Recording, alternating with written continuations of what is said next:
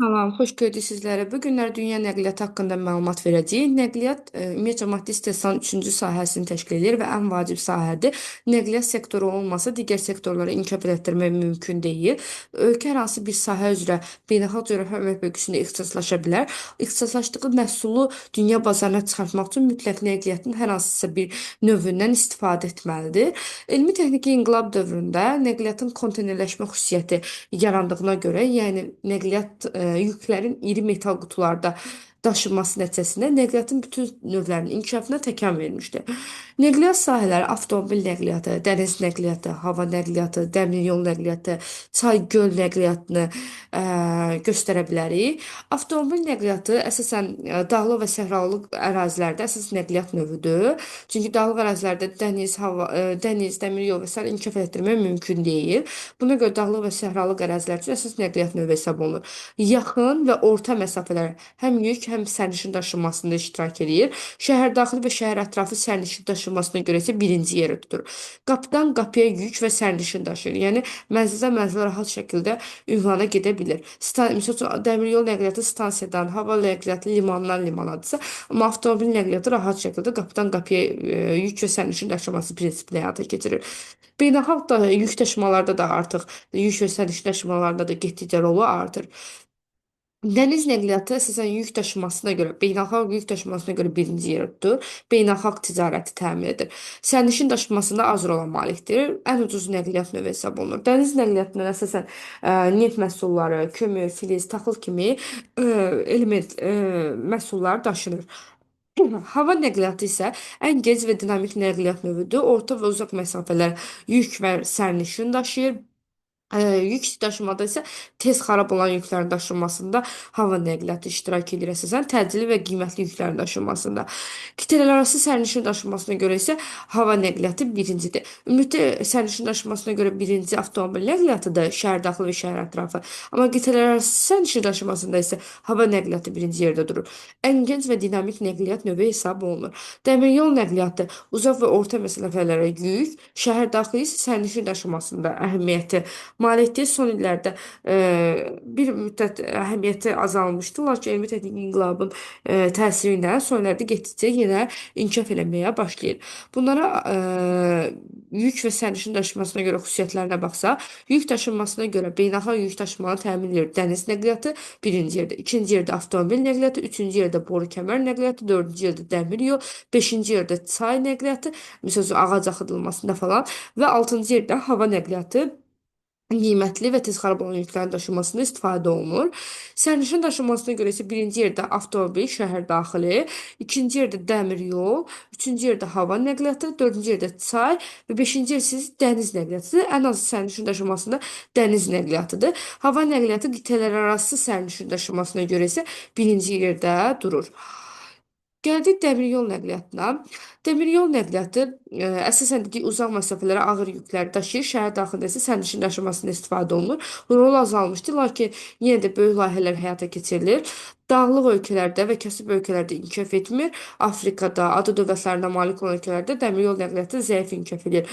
İnkişaf etmiş ölkələrdə sizin dəmir yolları yaxşı inkişaf edir. Məsəl üçün Fransa və Yaponiya yüksək sürətli qatarların istehsalına görə fərqlənir. Fransada 585 km/saat sürətlə, Yaponiyada isə saatda 581 km hərəkət edən qatarlar istifadə olunur. Dəmir yol nəqliyyatının uzunluğuna görə ABŞ, Rusiya, Kanada, Almaniya, Avstraliya kimi ölkələr, Argentina kimi ölkələr daha çox fərqlənirlər. Bu 20-ci əsrdə böyük dəmir yol layihələri həyata keçirilir. Məsəl üçün böyük dəmir ipək yolu, böyük ipək yolunun əvəzedicidir. Pekindən, Çindən Avropaya qədər yüklərin daşınmasında istifadə olunur. Bundan başqa Asiya Sakit Okean layihəsi vardır ki, Singapurdan başlayır. Taylandda Bangkok, Çində Pekin, Rusiya Yakut şəhəri, Bering dənəzi tuneli, Vancouver, Kanadanın və ABŞ San Francisco şəhərlərindən keçir. Son dayanacağı San Franciscodur. Bunlara baxsaq Singapurdur, Bangkokdur, Pekindir paytaxt şəhərlərdir, amma Yakut, Vancouver və San Francisco paytaxt şəhərləri deyil. Yəni bu nəqliyyat yolu hamısı paytaxt şəhərlərindən keçmir. Bundan başqa dəmir yol nəqliyyatına şimal-cənub nəqliyyat dəhlizində göstərə bilər ki, Rusiya Hindistan üzərindəki yoldan keçir. Bakı da həmin Şimal-Cənub nəqliyyat dəhlizinin üzərində yerləşir. Sankt-Peterburq, Moskva, Astaraxan, Bakı, Bəndər Abbas və Mumbay kimi şəhərlərdən keçir. Daha sonra gəldik avtomobil nəqliyyatına. Avtomobil nəqliyyatı dedi ki, yaxın və orta məsafələrə yük və sərnişin daşınmasında istifadə olunur.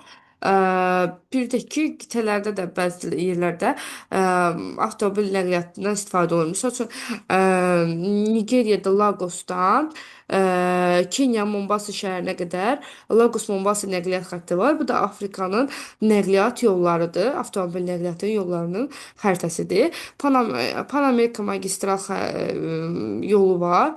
Şimali Amerikanın yuxarısından Cənubi Amerikanın aşağısına qədər davam edən böyük bir avtomagistral yoldur. Daha sonra gəldik boru kəmər nəqliyyatına. Boru kəmər nəqliyyatı əsasən maye halda olan yüklərin daşınmasına, neft, qaz kimi yüklərin daşınmasına istifadə olunur. Bakı Supsa, Bakı Novorosiysk neft kəmərlərimiz, Bakı Tbilisi Ceyhan neft kəmərlərimiz var. TAP, TANAP, SEP kimi qaz kəmərlərimiz var.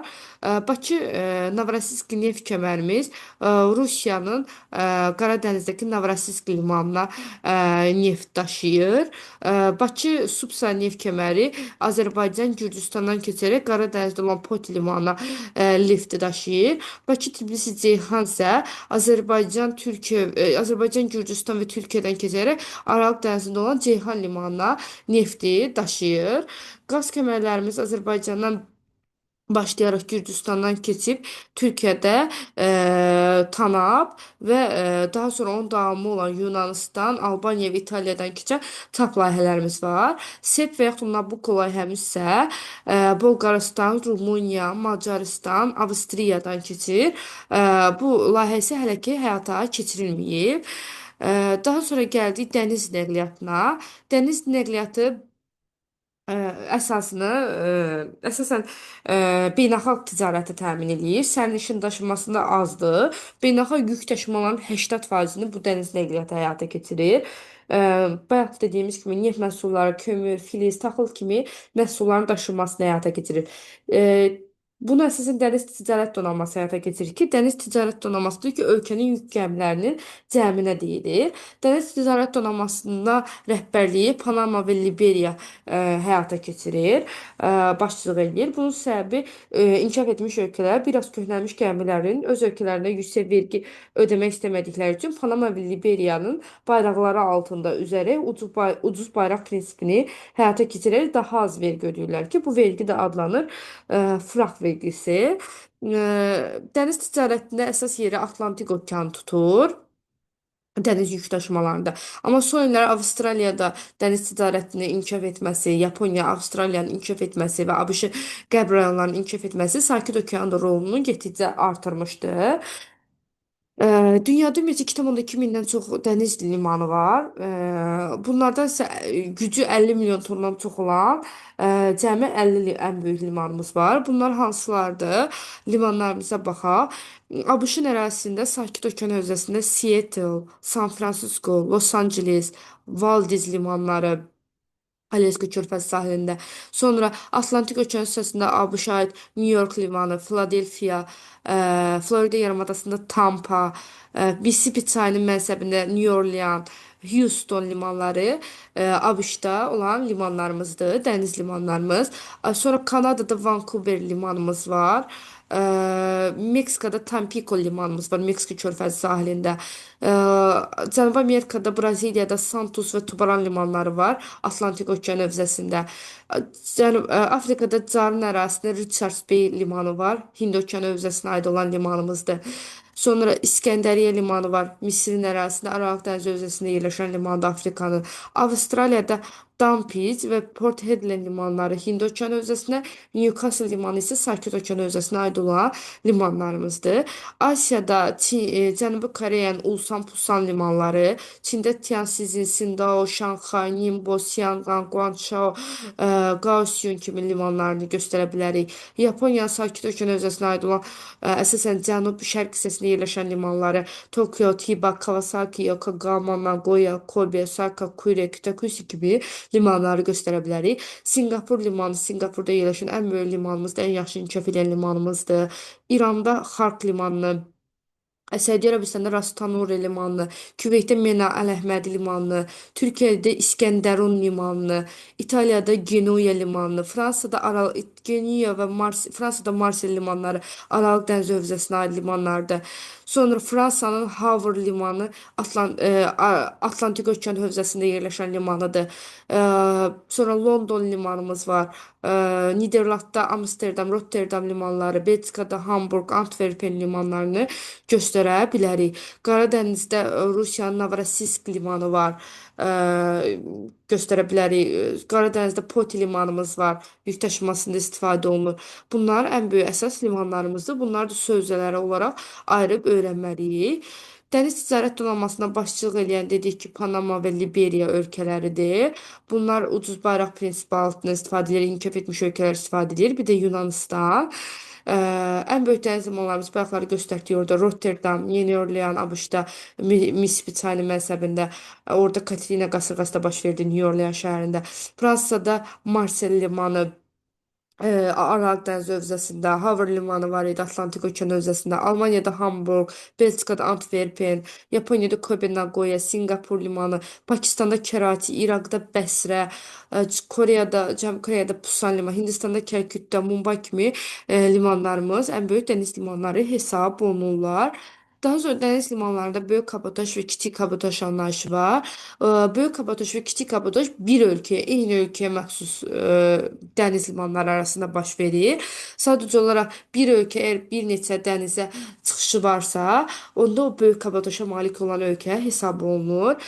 Misal üçün dünyada ABŞ, Kanada, Rusiya, sonra Norveçin özü, Car, Kolumbiya, hansı ki Panama, hansı ölkələr ki iki okeana və yaxud da iki su dənizə çıxırsa və yaxud daha çox dənizə su hövzəsinə çıxırsa, bu ölkələr böyük kabotaja malik olan ölkədir. İndi mahiyyətinə baxaq görə böyük kabotaj və kiçik kabotaj nədir? Kiçik kabotaj bir ölkənin eyni dəniz limanları arasında olan əlaqədir. Tutalım, Aralıq dənizində olan limanlar arasında, Türkiyənin Aralıq dənizində olan limanlar arasındakı əlaqə. Bir də var bir ölkənin fərqli dəniz limanları arasında olan əlaqə. Tutalım, Ege dənizi ilə Qara dəniz arasında olan limanlar arasında olan əlaqə böyük kabotaj adlanır. Bir ölkə daxilində baş verir. Azərbaycan Xəzər dənizi sövzəsindən çıxır. Xəzər dənizində Azərbaycanın tutalım Bakı limanı ilə Lənkəran limanı arasında əlaqə kiçik kabotaja nümunədir. Çünki bir sövzəsində baş verir. Əgər bir neçə sövzəsindən keçsəydi, bu olacaqdı böyük kabotaj. Azərbaycan kiçik kabotaja malik olan ölkə hesab olunur. Daha sonra çay göl nəqliyyatı nisbətən zəif inkişaf eləmiş nəqliyyat növüdür. Əsasən Azərbaycanda da zəif inkişaf eləyib. Dünyada donan sövzələrimiz var ki, onlardan da istifadə olunur. Bundan başqa Müqəddəs Lavrenti çayımız var. Böyük göllər sistemini Atlantik okeana birləşdirir. Reyn Dunay çayı Avropada ən məşhur çay göl nəqliyyatı hesab olunurlar. Leonard çayı qışda donur. Rusiyanın bəzi əyalətləri onun üzərində nəqliyyat kimi istifadə olunur. Donan çayın üzərində Nildir, Parana çayları nəqliyyatdır. Çay göl nəqliyyatının inkişafına Volqa-Don, Volqa-Baltik, Ağdəniz, Baltik göl nəqliyyatında isə böyük göllər və Xəzərdə inkişaf etmişdir. Çay nəqliyyatının inkişafına müsbət təsir edən əsas amillər çay yatağında asılı və şərli olmaması, bütün il boyu bol sulu olması çayın və çay yatağı meylinin az olması, yəni düşməsinin az olması düzənlik çaylarında daha yaxşı inkişaf edir çay nəqliyyatı. Daha sonra gəldik hava nəqliyyatına. Hava nəqliyyatı ən gənc və dinamik nəqliyyat növü hesab olunur. Tez xarab olan yüklərin daşınmasına, qiymətli yüklərin daşınmasına istifadə olunur. Qitələr arası isə sərnişin daşınmasında birinci yerdədir. Şimali Amerika və Qərbi Avropa ölkələri daha çox seçilir hava nəqliyyatında. ABŞ-da Atlantada Hartsfield-Jackson limanı, hava limanı, Chicago'da O'Hara hava limanı, Çində Pekində Şoudu hava limanı, Avropada Böyük Britaniyada Londonda Heathrow hava limanı, Almaniyada Rhein-Main, Parisdə Fransada Charles de Gaulle hava limanı, Yaponiyada Tokyo şəhərində Haneda hava limanlarını göstərə bilərik. Hava xətlərinin ən böyük hissəsi Atlantik okeanı üzərindən keçir. Bu da dünya nəqliyyatı haqqında qısa məlumatımız.